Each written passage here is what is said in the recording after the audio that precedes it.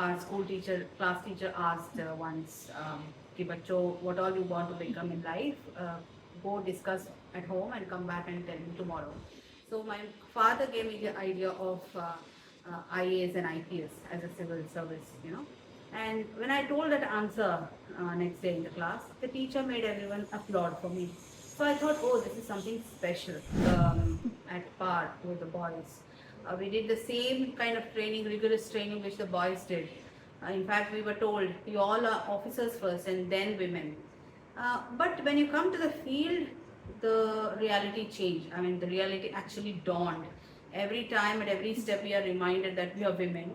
Um, Starting with the posting, like, okay, she's a woman, probably she's delicate, whether she'll be able to handle a heavy subdivision or a heavy district, or a troublesome district, or a prime posting, or a remote district. All these things go into the consideration of posting, first of all. Because the number of women who have occupied prime posts are very less. Similarly, it also works the other way. See, for example, anti-Naxal force. I don't think there's been a woman commander in the state till date. Because probably they think that a woman leader has to go there, stay in the forest. How can she leave the family behind and go? So they never asked or they never posted till date any woman. So it works both ways. Even to the most difficult ones, which are challenging ones, where you can prove your mettle, those are also denied for good or bad. And the prime posts are also denied, because in prime posts a lot of vested interests are there, and they want the same men, gentlemen like them, so that they can, the camaraderie is there, and they sometimes the vested interests cannot gel with the woman there in the whole setup.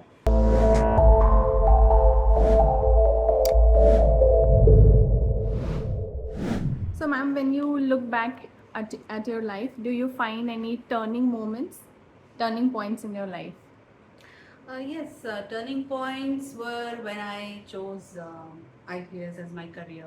Prior to that, the decision to take humanities and then to pursue the same in the course of my graduation, culminating in choice of the same subjects for UPSC. That it was a big decision, because I didn't go into engineering or medicine, though I was 25th ranker in 10th in the state board. So that was a turning point, and my marriage was a turning point. A lot of career opportunities that came, challenges, they were all turning points. And so, you always wanted to be an IPS officer, or was there anything else? See, it was in third standard that our school teacher, class teacher asked once, "Ki bachcho, what all you want to become in life? Go discuss at home and come back and tell me tomorrow." So my father gave me the idea of IAS and IPS as a civil service. And when I told that answer next day in the class, the teacher made everyone applaud for me. So I thought, oh, this is something special. And then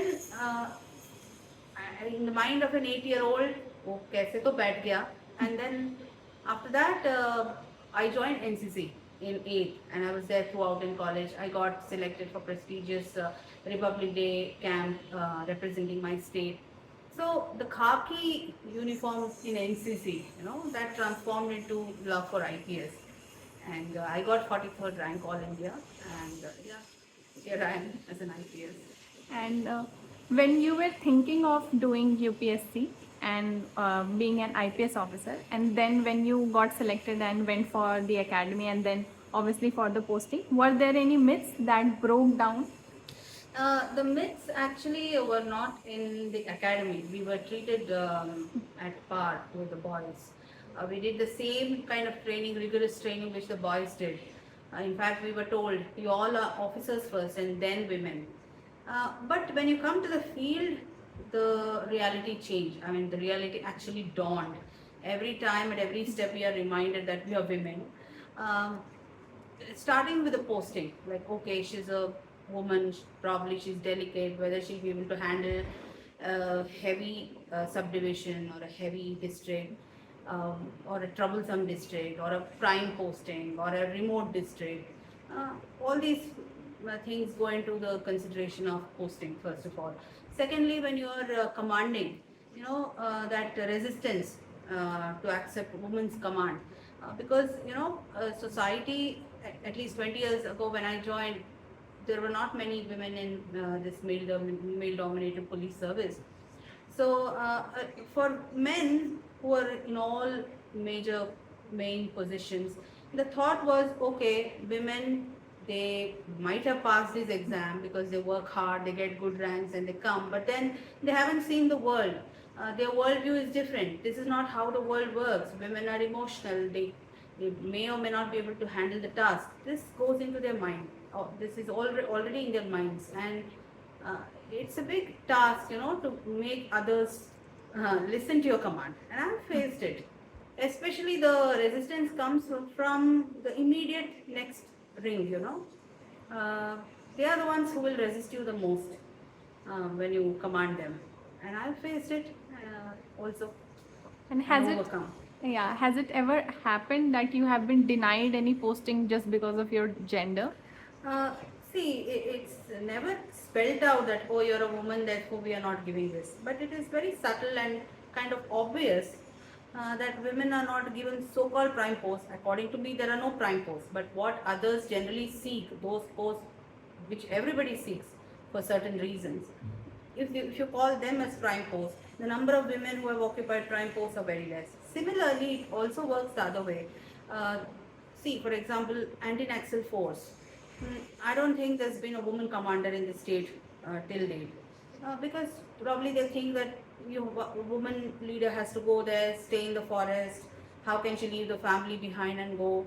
So they never asked or they never posted till date any woman. So it works both ways. Even to the most difficult ones, which are challenging ones, where you can prove your mettle, those are also denied for good or bad. And the prime posts are also denied because in prime posts a lot of vested interests are there, and they want uh, the same men, gentlemen like them, so that they can, the camaraderie is there, and they sometimes the vested interests cannot gel with the woman there in the whole setup. So these are the reasons why women are not given certain posts. And it has been more than 2 decades since you are serving as an IPS officer. So, in those years, has the perception for women changed? Oh, it has definitely changed for good, for positive. But as long as the genders exist, this stereotype, bias, gender bias will never vanish, but it can taper down a lot, and it has happened. Now, a lot of women have come in various ranks. When I joined 24 years ago, uh, there were no women constables in striking force, that is the state reserve police or the city armed police and so on. They weren't there. Now constables are there, every rank they are there, and PSIs there is in the PSI rank and DSP rank in the state there is a reservation for women, which is not there in IPS. So now in all ranks the number of women have increased, which is a good sign. Yeah, but still, we see only few women on the topmost posting. I am talking about the head of state police services like DGP and all. Do you think it is still because of gender bias, or there is some other reason?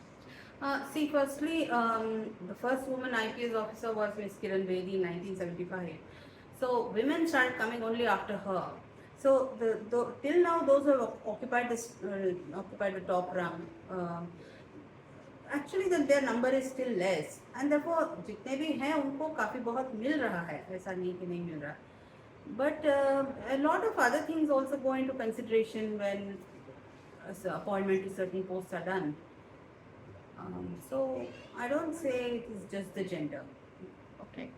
And what has been your most challenging posting so far? Every posting has its own challenges. Right. Different kinds of challenges. In fact, when I started my career, I had to, but that was the easiest one. There was non-bailable warrant issued by the court, so one had to follow the court order, and serving non-bailable warrant means arresting. So I had to handle this task of arresting the then CM of Madhya Pradesh at that time. And then after that, there was when I was DIG prisons, I had exposed the jail irregularities in giving special privileges to the convicts, especially the most powerful one that was lodged at that time there, who was kind of slated to be chief minister of the neighboring state. So that was a challenging task because there was so much pressure from everywhere. Then I had removed in 2013 unauthorizedly kept gunmen from about 81 politicians. I had removed about 218 gunmen who were kept unauthorizedly. Okay. So that was a huge task. Right. And then every time I have done some challenging thing, I've generally been transferred out. And as Secretary Home, I also brought up the irregularities in Nirbhaya Safe City tender, which is a 1,000 crore project, wherein there were irregularities. The Bharat Electronics Limited had complained and nobody had acted upon it. I dug deep into it and found there were irregularities, and after my report, they had to cancel the tender. The government had to recall the tender, announce another tender. So the first one had quoted, the lowest company had quoted some 900 plus crores. After my report and retender, the companies at the L1, the lowest one, was 400 something crore for the same work. So 900 plus कहाँ पे हैं और 400 plus कहाँ पे? So I have actually saved 500 crore for the public exchequer, which is taxpayers' money. Yeah, so like this, challenges go on. I was the first district SP of the Yadgiri district, newest Yadgiri district. Their challenges were different. There was no striking force, so I had to create some kind of fear कि कोई भी हाथ में उठाएगा अपना कानून, so they will not be spared. So I created that kind of fear psychosis in the beginning itself, so that the rowdy elements do not take, कानून in their heart, in their hands, law into their hands. So that was a different challenge. Then I had to set up the district infrastructure, recruit people. It was almost like bringing up a new baby. So challenges have been of different kinds, but yeah, throughout I have enjoyed. Yeah. And has it ever happened that you have backed out from any of your work or assignment just No. because of any political pressure? Not really. I have done to the best of my knowledge and best of my efforts, and in the best public interest, and I have no regrets, and I'm never backed out. But yeah, I was removed from various of these posts whenever I made some noise and did an expose. Yeah, but that's part and parcel of the system. Yeah. And since you never shy away from pointing out the wrongdoings in any of your posting, and it sometimes result as your transfer and sometimes in controversy. So how do you look up to that, and does it affect your work? I don't think they are controversies. In my view, in my opinion, I'm very clear. See, if I'm sitting in that chair, IPS banke, IAS banke, it is my jolly well my duty to set things right. Who else will do it? Public may cheer from the periphery. They've always cheered for me, and I'm very grateful to them. But finally, it is your call. You have to address that irregularity and set it right, or that corruption issue. You have to address because you are in that chair. And उसका जो brunt होता है, even if you have to face the brunt, then it's again you alone have to. Though the public support may be there, finally it is you who has to attend to the notices, give replies to the memo, and so on. But as long as your conscience is clear, where you have done any act without any personal agenda, without any personal interest, if you don't have any vested interest of your own, it becomes very easy to do any difficult act or to take on anyone, howsoever powerful.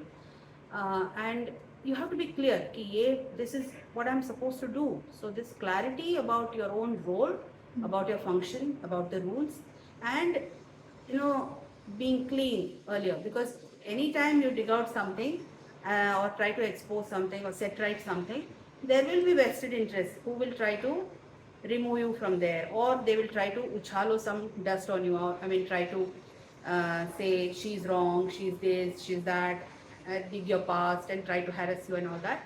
But these are all part of the game. But then you don't have to worry, as I said, if you don't have any vested interest of your own, if you don't have personal agenda. And even in 2024, what are the challenges that women officers face in the bureaucracy? Um, it's again gender bias stereotypes, I would say, because though there are a lot of women who are now in the workforce, in the police and so on, who have proved their mettle, still the mindset is, women be able to handle this?